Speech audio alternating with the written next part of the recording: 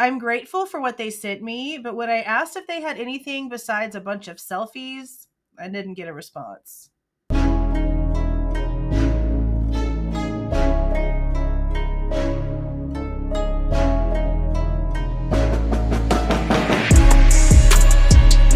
Hey guys, this is Jules with True Crime Reactions.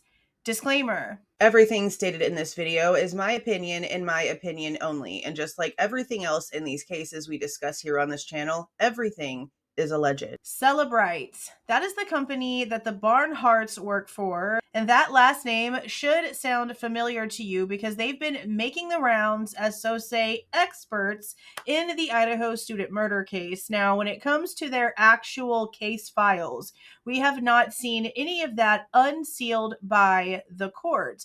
Now, they've done a few interviews. They have done an article that we still are going to go over because I still want to go through and pinpoint the actual details that they're out here telling us about what they found in Bryan Kohberger's electronics. Because again, we have the state telling us after sentencing no to literally every question that they have been asked when it comes to, did you find proof of him stalking them?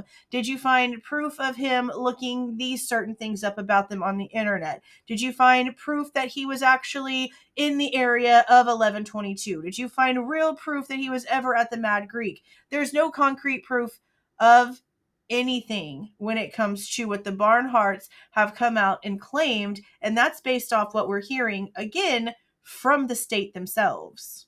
Now, a few weeks ago, there was a select channel that put this information out and claimed that they had received a Google Drive link from Cellebrite. I went in and put in a form request myself and got a response.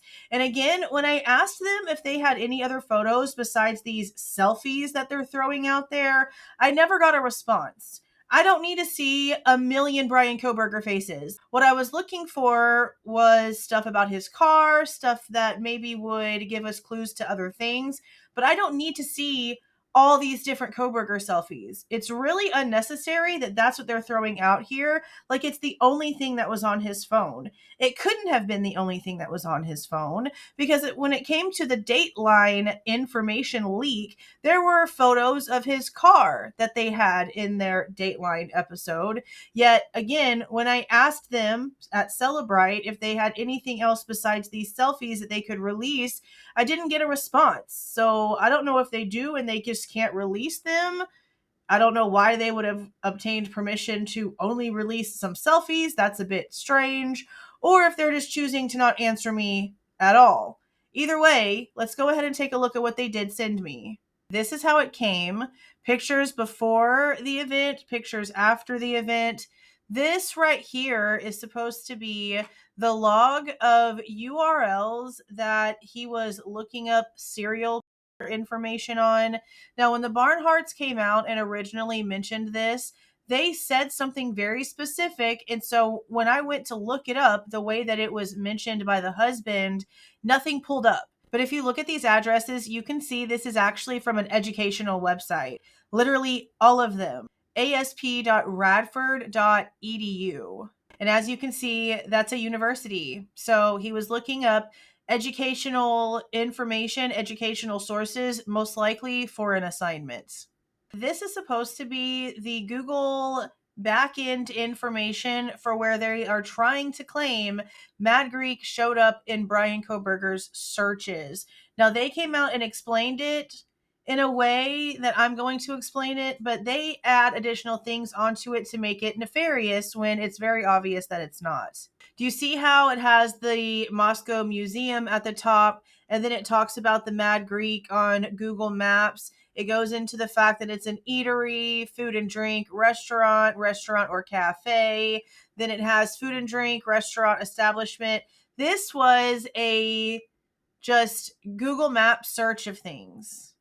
There is nothing in here that shows that Mad Greek was typed in. It looks like things in the area were being searched, and there was nothing specific on here. And again, we've heard from the owner of Mad Greek before it shut down that they had no proof that Bryan Kohberger had ever been in there. When it came to all of the self-authenticating records that were presented by both the state and the defense, there was no purchase history, no transaction history, and no surveillance footage from the Mad Greek that was actually submitted for trial. And again, everything that we saw, it was very quickly dwindled down to about half of the original list, and nothing from the Mad Greek existed. Now, this is the cached images from YouTube. The problem that I have here is that, as you can see, if I scroll in on this image, it says that there are 5 filters applied.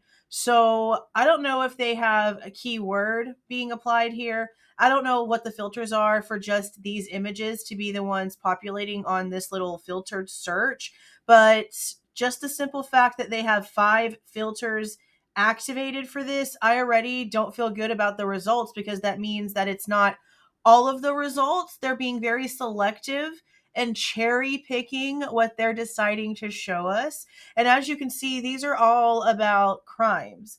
There's stuff about Ed Kemper. There's stuff about the American Psycho movie. There's stuff about Ted Bundy. There's even a video from Harsh Reality, probably about the Idaho case. These are, again, under 5 filters. So if you were to take those filters away, what else would be in here? Cute puppy videos, stuff about stand-up comedy, different music videos. I don't really quite understand why they decided to give us something that wasn't the full cached image, storage. What it does say here when it comes to cached images from YouTube is that they are temporarily stored images that are saved by the browser or device to improve loading times and enhance the browsing experience. These images are stored in the cache memory, which is a type of virtual memory that allows for quick access to data. When you visit a YouTube video, the browser retrieves the cached images from the cache memory, which can be faster than accessing the images directly from the internet. This process helps to reduce the time the CPU spends waiting for data and improves the overall speed and efficiency of the device. Now, while for the majority, I could say it was school-related, course-related, work-related, also curiosity, because obviously he lived in Pullman, which was really close to where the Idaho student murders actually happened. But these 2 videos right here, and here's the other one, these are really odd to me just in general. I don't know what videos these could be, and considering that this is literally very specifically what the sheath and the knife ended up being that we didn't find out about until after his arrest and he was brought back to Idaho and the PCA came out, it's really interesting that this is showing up on something that he would have been able to search, because he wouldn't have been able to have searched anything regarding that very specific style K-bar after he was arrested. So it wouldn't have shown up on here. Now, I know that right here it says 12/27/22 at 3:13 in the morning, but I'm pretty sure that that's for this very specific image right here for this video. So we don't have any sort of timestamps for this right here, but I really wish they would have included a little bit more. Now, this portion is their report that they wrote up, and I'll just tell you guys now. This is how it came to me. When you open it up, it comes open in this editable version. It's not written very professionally. There's grammatical errors. I don't know if this is what they submitted to the court, if this is submitted as their expert attached evidence or what's going on. But this is what they've given us so far. And again, we are still waiting for whatever it is that their so say expert testimony is to be unsealed from the court so that we can compare what they've been out here claiming. So they are claiming that on November 11th, 2022, the Wi-Fi was powered off.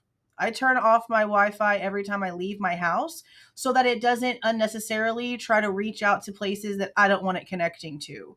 So if that's what they mean, that seems pretty normal to me. Nothing for the 12th. Then on November 13th, 2022 at 2:54 a.m., Kohberger phone went dark.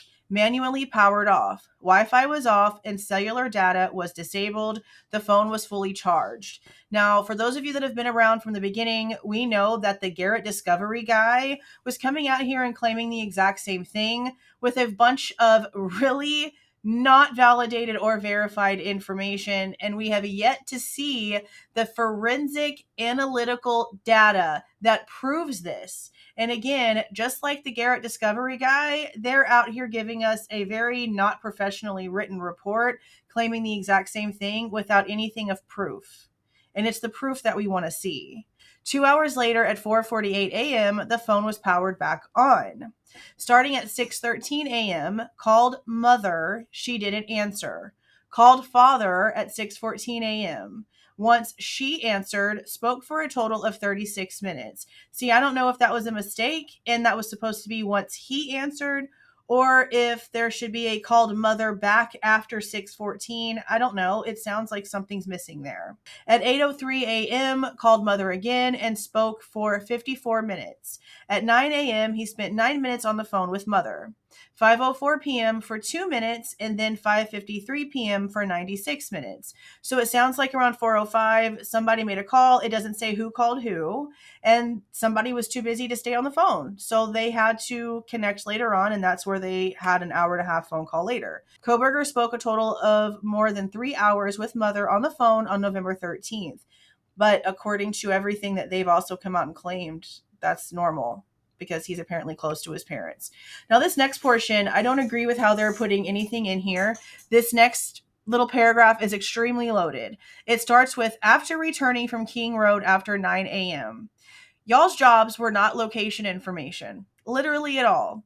And if you want to get into what they're claiming they have for this, there's a car that looks like SV1 going south on 95, nowhere near the King Road area. There's no cameras that show it in the area. And again, this would be between 9 and 9:30 a.m. when the sun is nice and bright. They're not telling us that there's any cameras at the WSU campus area, at his apartment area, or anywhere like that have him on camera either. So where's their proof that he went back?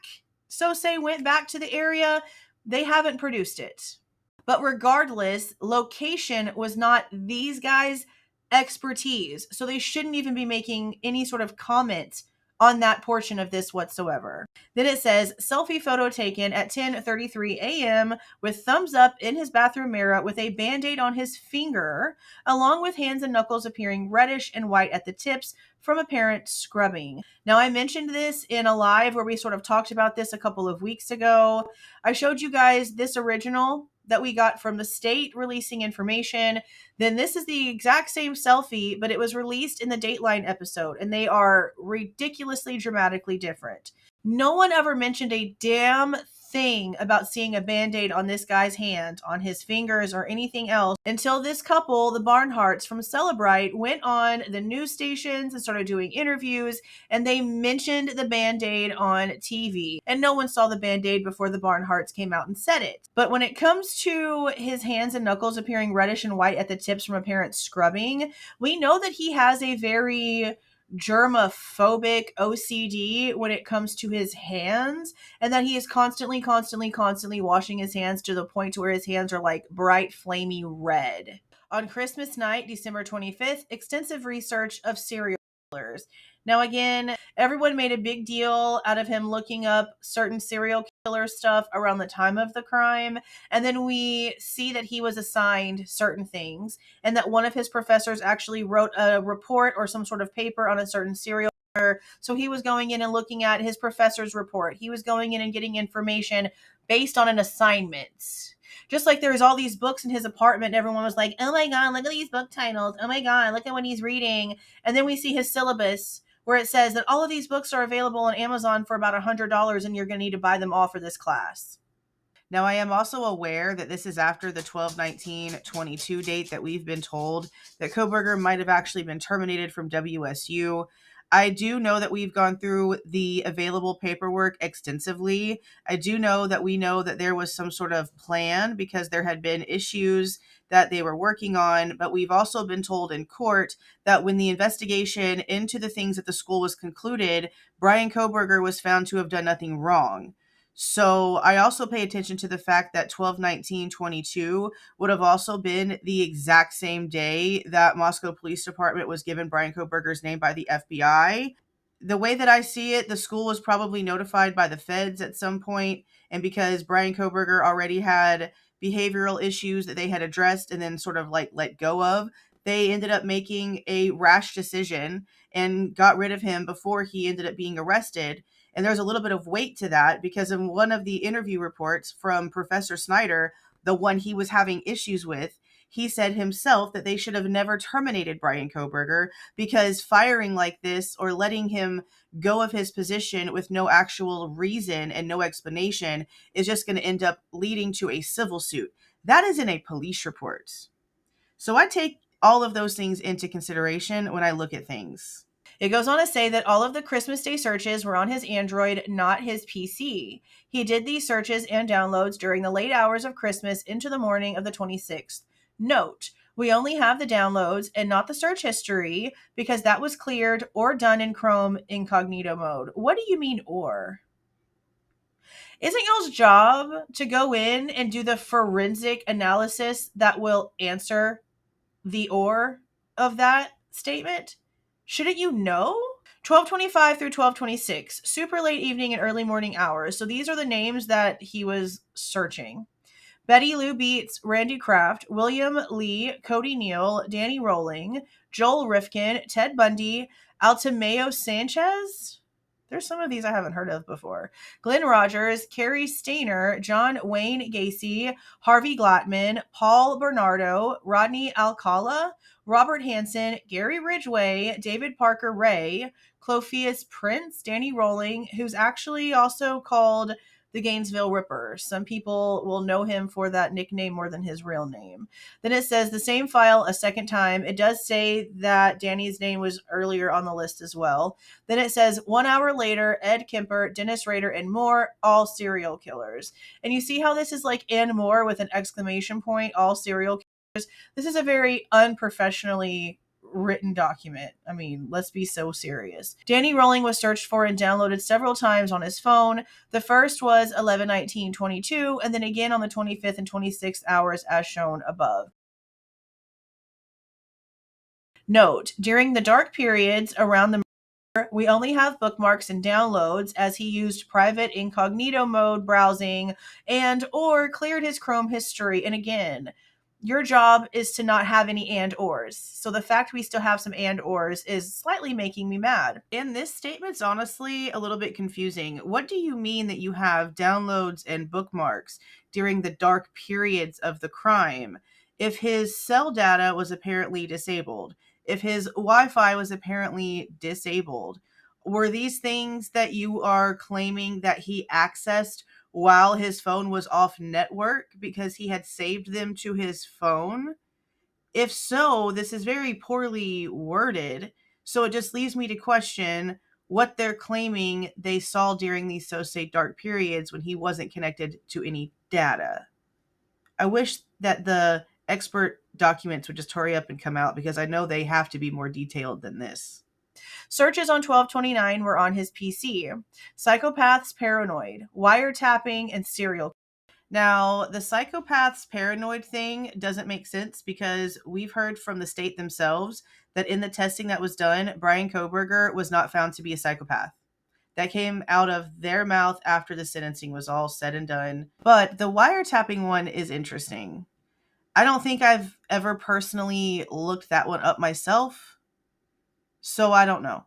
After reading an article about police searching for the subject's vehicle, he checked Moscow PD website and read the latest press release where police confirmed they were searching for a white Hyundai Elantra. Immediately began searching for an auto detailing shop, then began shopping online for new vehicles. Now, what I would like to see here is if he was actually shopping online for new vehicles or if he was actually searching the year range of the white Hyundai Elantra that was out there to the public at the time. But this doesn't give us true searches. You're not telling us the vehicles that he was searching, the actual keywords that he was searching. The whole looking for an auto detailing shop is also really interesting. I would like the fact on that. Which one did he search? Was it a Google Map search? I would love some more information on that. It then goes back to the 11/19/22 information regarding Danny Rawlings, or again, the Gainesville Ripper, from his Android, not his PC.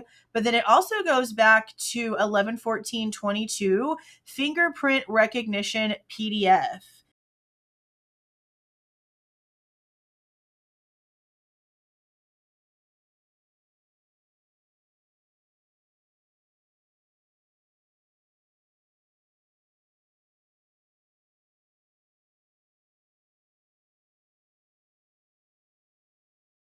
11/26/22, the Moscow homicide update PDFs. These are the ones that we were constantly looking at. We were constantly downloading these, doing videos on the new and updated information, keeping up with everything. Pretty much everyone that's watching this video right now downloaded all of these to their phone to be able to read them too. He searched for the updates on 11/26, 12/10, 12/14, 12/16, and 12/19. Then on 12/25/22 through 12/26, super late evening, early morning hours, it has all of these exact same names all over again. So a lot of this is duplicate, making it look like it's more information than it actually is. That's just ridiculous. Okay. 12/28/22 Moscow homicide update, 12/28/22 three different Moscow homicide updates. Then the University Idaho Hyundai Elantra's parking registry PDF, a Fox News thing. I'm pretty sure it's this one. This is from Fox News. It's December 28th, 2022, and it says Idaho murders. 90 white Elantras were registered to park on campus as cops struggle to find the vehicle. And it's just an article about how the University of Idaho itself had 90 of these vehicles registered to someone associated with needing to park on campus. This is the PDF right here. Look at this. Let's go ahead and do that. Okay, so here it is. This is the PDF that he downloaded to his phone. I do remember seeing this a long time ago. So this is the state that it's registered in. This is the primary contact information for the person whose name is in the system for being connected to the car. And this is the fact that it's all white Hyundai Elantras. 2010, 2013, 2013 to 15, 2009 to a 15, 2012, 2004, 2015 to 2016, 2015 to 17. It is important to keep note that this is a list from fall of 2018 to December of 2022. Then on 12/29/22, Wayne Nance, a PDF about another serial person. Okay, again, that's what he was in school for. It's not too unusual. Other notes: the Google Maps cache file for Mad Greek. It is likely this file is created on an Android when a user searches for something like nearby restaurants, bars, etc., and results are displayed on the phone. What do you mean it's likely that that's how this file was created? Again, are y'all not supposed to be the experts to know definitively that that would be why this file was created? Okay. Could this mean BK was in Moscow searching for food? Yes. Could this mean that he was in Washington and searched for food in Moscow? Yes. Regarding the Wi Fi has the same name as the restaurant, Mad Greek. So it's difficult to say if the Wi Fi was shown here or passively detected. Now, it would be passively detected, I guess, if his phone was, it still had the Wi Fi enabled and he was just maybe in that area driving around, because we know that he shopped over in Moscow all the time. We've seen the receipts. We know that he was over in that area quite a bit, even though Bill Thompson has come out and admitted there is such a wide range that those towers actually cover in that area, and such a vast amount of residents in that area that they can't say where he ever actually was. Again, I'm just astounded that we got where we got. Now, the only other things they sent are the selfies. And again, when I asked them if they had anything besides just a bunch of selfies, they didn't respond. And these are the ones that were apparently before 11/13. I'm just going to go through them really quickly. I don't know where he was. I'm guessing these are places that he might have stopped on his way from Pennsylvania down to Washington. I know there's like one at a baseball place, lots of hiking places, but I don't know. Yeah, I don't know why he would have kept that one. Anything on my phone that's blurry, I usually get rid of. And then we've seen these already. Now, these codes were probably for some sort of verification purpose, either for a dating site, verification to make sure you are who you are, or maybe even a school assignment. I know that for online school, you have to do verification of stuff like that sometimes. Yeah, these are just like regular photos. I mean, it's interesting to see a guy take photos like that. Is that the same outfit? Yeah, it was the same day that he was going to the ballpark. Okay, yeah. But I guess I just don't really know why we have to see all these, why they felt like these were so important. I just don't really get it. Now, these are the ones from after. This is that very first one. And I'll say here, you can see a band aid on his finger. You can see the whites of his knuckles. And he doesn't look like he is completely melted in to the shower linoleum that is in the bathroom. You can still see the shower curtain. And this shirt definitely looks more similar to the one that we see him wearing in the Costco and the Albertsons footage. So I don't know why the state felt the need to give us one that they so heavily filtered, and then Dateline gave us one that was the exact opposite. You could see a bunch of red dots on his face. His like facial hair was a lot darker. Like you can see a little bit of stubble here. I don't know why, with him having a band-aid on his finger, and it would be, sort of leaning towards the state's narrative. Oh, he's got a band-aid. He's got a band-aid. Oh my God. You'd think that they would have shown us this in its true form, and not some very heavily filtered photo where you can't see the band-aid whatsoever. So it's almost like they knew that the band-aid on his finger in this photo literally had nothing to do with the crime. So they were trying to conceal it because they didn't want it to push a false narrative. I don't know. Somebody explain to me why the charging agency that's trying to tell us that this is the guy responsible has done so much to hide information, because so much of what's being hidden is on the state. Now, when it comes to the rest of these, I don't know if they have dates. Oh, yeah, they do right here. So 11/25/22, 11/25. That one's 12/2, 12/2, 12/2, 12/2, 12/2, 12/2, 12/2, 12/5. Is that the same jacket? Same jacket, different shirt? Yeah. And then 12/5 again, WSU hoodie, 12/9. I don't know what that's all about. 12/9, same day, 12/9, same day, 12/10, so the next day, 12/10 again, 12/16, 12/16. He'd have been in Pennsylvania here. This is, I think, the day they actually get into Pennsylvania. 12/16 again, 12/16 again. 2 days later on the 18th, same day, the 18th, the 18th, the 18th. This one's on the 19th. This one is the 19th. The 21st, the 21st, the 23rd, the 23rd, the 23rd, the 23rd, the 23rd, the 24th, the 24th, the 24th, the 25th. So this one would be Christmas Day. Christmas Day again. So the 27th, the 27th, the 27th, the 28th, the 29th, the 29th. And then there's a video capture from 11/26/22. So I'm going to assume this is a video that he maybe took of himself on his phone, and they just took like a screenshot of it to upload to this, I guess. Screenshot again, video capture. Okay.